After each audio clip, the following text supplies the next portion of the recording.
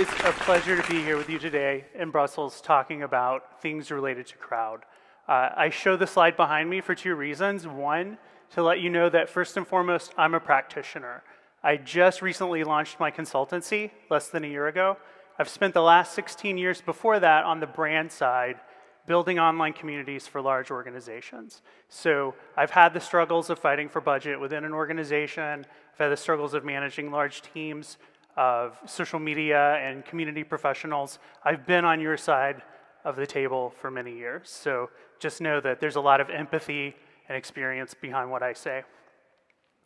Before the internet, it seemed like business used to be a little more simpler, right? It was very straightforward. We made things, we marketed things, we sold things, consumers consumed things, hopefully a lot, over and over. Hopefully they built affinity, and we just kept going. The problem with that model is, actually there are a couple, it's very linear, and it's very destructive, right? There was a huge toll taken on the environment because of our industrial practices over the last 100 years. The other thing is, customers have evolved. They're networked, they're informed, they have opinions, and they have opinions at scale now. And it's my proposal that organizations who don't treat their customers more like partners are in big trouble. So what do I mean by that specifically? The S&P 500 is a stock index in the States that's intended to be a representative sample of businesses. There's a really great report by InnoSight that came out, I think 3 years ago, that benchmarked companies over the last 60 or so years and projected forward several years to say that 75% of the S&P 500 would turn over by 2027. So this is because of a company's decline, irrelevance, or death. So if you think about it, the market, the global marketplace, has never been more competitive. There's never been more pressure to innovate. So another look at almost this exact same data set. So last year, Deloitte did a study, and they wanted to answer the question, of the companies that actually made it through that evolution, what characteristics did they have in common? And the Deloitte team categorized into 4 main categories. And then the one that I want you to pay attention to is this category of network operator. So these are folks that ranged from eBay to Visa, but what they had in common was they essentially built a network of customers, right? And that accounted for their resilience and performance, and in some cases, innovation. When I ran IdeaStorm at Dell, which was, I think, one of the first brand open innovation sites, brand-hosted open innovation sites, we had a crisis in 2012. The site had been in steep decline, and my team had just taken it over about a month before what I'm about to tell you happened. One Saturday, I'm at home preparing for a day with my family, and I get a call from my boss, who just got a call from Michael Dell saying that there was a revolt on the IdeaStorm community and that we needed to take care of it ASAP. And keep in mind, I had just had the reins of the site for a month, so I let my wife know that I would be busy that day and got to work. And the first thing we did was I wanted to understand the economic value of IdeaStorm to Dell. And so we did a very exhaustive quantitative and qualitative research project, and the results were actually pretty amazing. We essentially found that customers who were participating in IdeaStorm were more loyal, were better advocates, they were spending more often, and they were creating value in the form of these ideas. And ideas, we only picked 5 out of the 500 that had been implemented.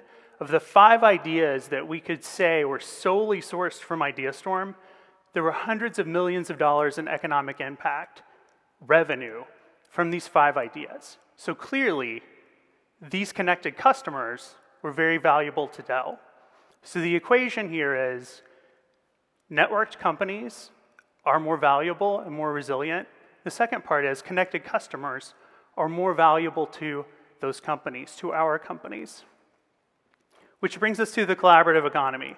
I know we have a lot of definitions and metaphors flying around today, so if it's more comfortable, substitute collaborative for crowd. But the net of this is intended to be a frame to talk about and study those pressures and forces, the technologies, movements, and trends that are reshaping the global market. And this ranges from the sharing economy to 3D printing, marketplaces, and sustainable development. When I use this definition, I put in the intention of addressing sustainable development because I think as part of this pressure to innovate, there's also a huge opportunity to do it in a more sustainable and thrivable way. Further, I would assert that a new and comprehensive approach to online communities is needed and is the path forward for many organizations in the collaborative economy, where we treat the marketplace as a network. The market itself is essentially a crowd or crowds. Communities are really about networks of relationships, and collaboration is really about partnership with customers versus the software platform that we installed 2 to 3 years ago to replace email that nobody really uses anyways. So I'd like to talk about 3 frontiers of the collaborative economy. So there are many frontiers. I have 15 minutes, and frankly, these are the 3 that I think matter most. The first is this concept of network as a market, or market as a network, rather. So think about your total addressable market for your product or organization, and think about that as a latent network, right? Unrealized value, unmade connections. There are 3 lenses that I would propose to think about opportunities in this network. The first is this lens of crowd, which is a group within a market that has a shared interest or goal, and the ability and assets to participate vis-a-vis a platform. And examples of this are Airbnb, Lyft, Indiegogo. The second is a community, which is a connected and hosted group within this marketplace. And communities are special. They're a more intimate type of interaction and relationship where the community itself really wants to stay together over time, and their goals range from the extrinsic to the altruistic, meaning generally communities have a higher purpose. It's not just about, getting to an end. It's about a higher purpose. Examples of this are Instructables and Makerspace, which is the online community for maker fairs internationally. And then the last is this concept of collaborative organization, where the boundaries, if you will, between a company and its customers start to collapse. And you see things like shared IP, shared intellectual property, shared revenue on products, co-locating of customers within an actual organization's facility. And a couple of examples here are Local Motors and First Build, which I'll actually go into in some depth in just a second. Does anyone in the audience familiar with Local Motors? A couple of hands. So Local Motors is a car company in the United States that has done some incredible things. First, they were the first company to crowdsource a car from design to manufacturing, right? They created the Rally Fighter, or catalyzed their crowd to create the Rally Fighter, which is essentially a $60,000 dune buggy that you have to assemble yourself, and they're selling tons of them. Local Motors also created the first 3D printed car. The designs for the car were all crowdsourced. Some of the technologies used to print the car were actually crowdsourced. It's a really amazing story. So we talked about these lenses of crowd, community, and collaboration. What might that look like in a corporate setting? So let's take Levi's, for example. I actually did this for a presentation I did at Levi's HQ a couple of weeks ago. And let's focus on 3 areas here. So Levi's, the jeans brand, we all know, has a fairly straightforward digital strategy right now. You can buy jeans online. They have a blog that has some pretty great stories about Levi's, but that's essentially it. The interesting thing about Levi's and their community is they have a rabid fan base. So they have denim heads all over the world that, for some of the releases, They have cult-like status, and they pay tons of money aftermarket for these jeans. The other thing that I learned in talking to them was certain jeans actually accrue in value over time. So people will pay more on eBay for a used pair of 501s that's broken in than they will for jeans just off the rack. So I just feel like there's a lot of opportunity there. So we started brainstorming. The first thing we did was we dug into this concept of a marketplace. Could Levi's actually start to host the peer-to-peer transactions, either for resale of goods or for fans that have embellished the product in some way, right? Either painted on it or in some cases made fundamentally new products out of the jeans, like purses. So if we connected the Levi's hosted marketplace with marketplaces already online, like eBay, and in some cases, maybe even custom marketplaces like Threadless, could there be value created? The second thing we talked about was their innovation strategy. So Levi's actually has an innovation lab called Eureka Labs in San Francisco, where they are constantly experimenting and innovating with finishes, with fabric, with different product types. But it's all in one place, landlocked in San Francisco. What if they built an online corollary that started to crowdsource ideas for the physical lab to try out? And then further, what if they leaned on other crowdsourcing sites and partnered to also do innovation contests? So there's a very small hardware hacker community called Hackster.io that is just all about open source hardware projects. The Eureka Innovation Lab could easily run a series of contests on Hackster to explore essentially integrating wearable technology with jeans, right?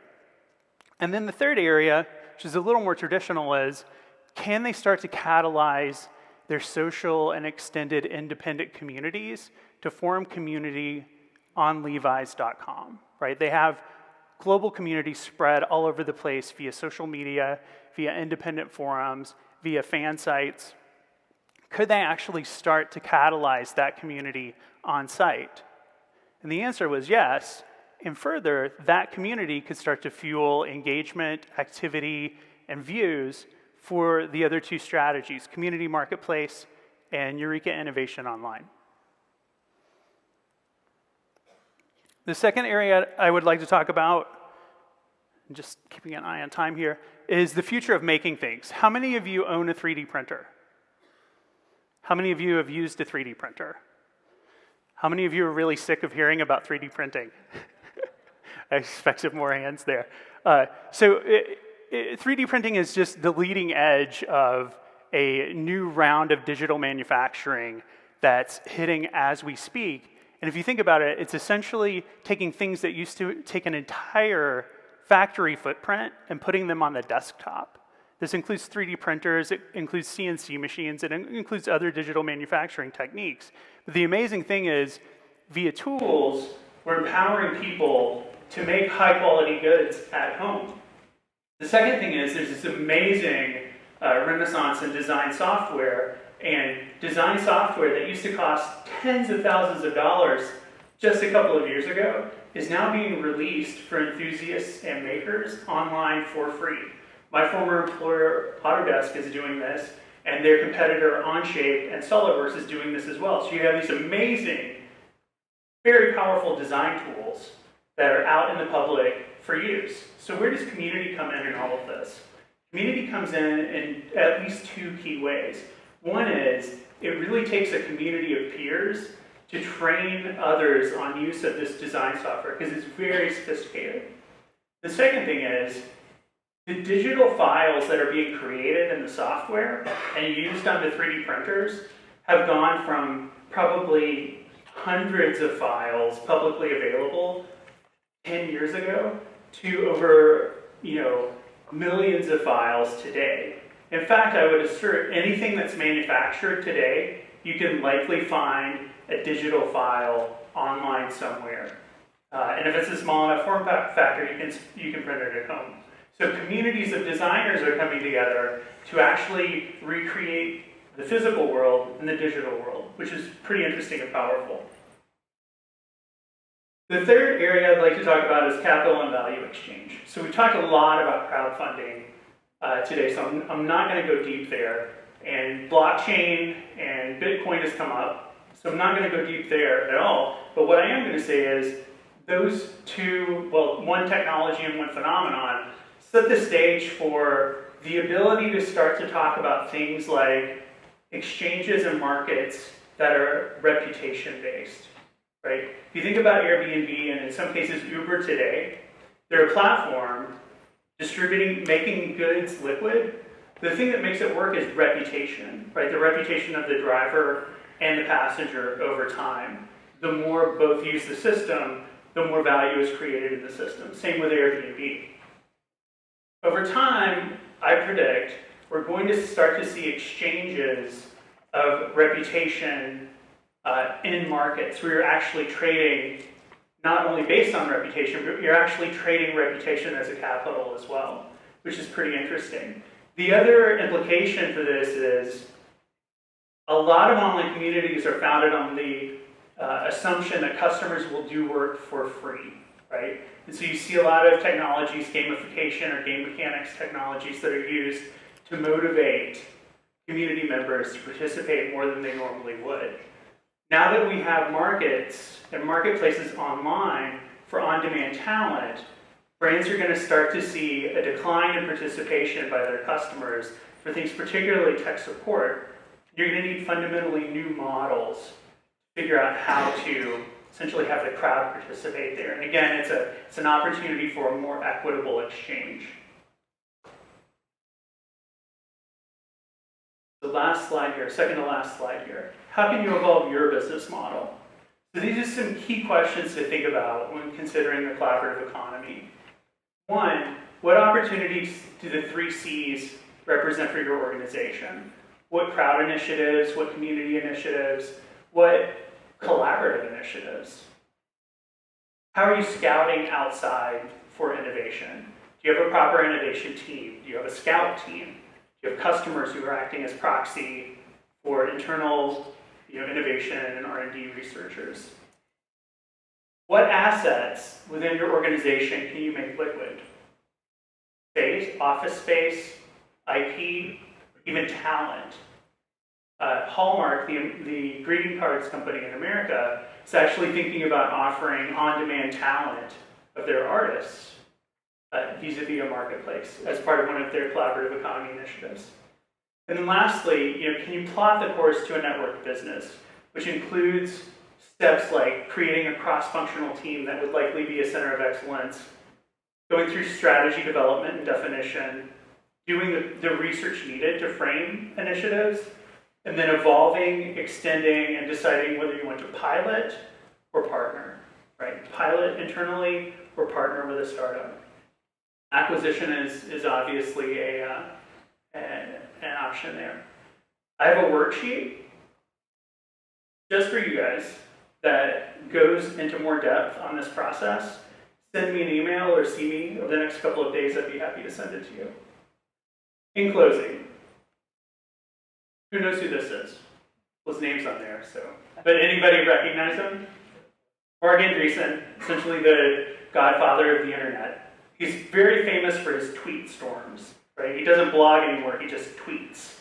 And this one really caught me off guard a couple of weeks ago. He said in tech, in the early 90s, it felt like all the good ideas were taken, right? This is before he built or co-founded Netscape. He said he feels like the world is just starting now. Think about that for a second. This is one of the most informed guys in tech who's asserting it's just starting now, which is a pretty amazing thing. So what I'd like to ask of you is to take these comments in the spirit that they were given from Mark, realize that this is truly an opportunity to create great change in the world, and as peers, let's help make a big difference through the collaborative economy. Thank you.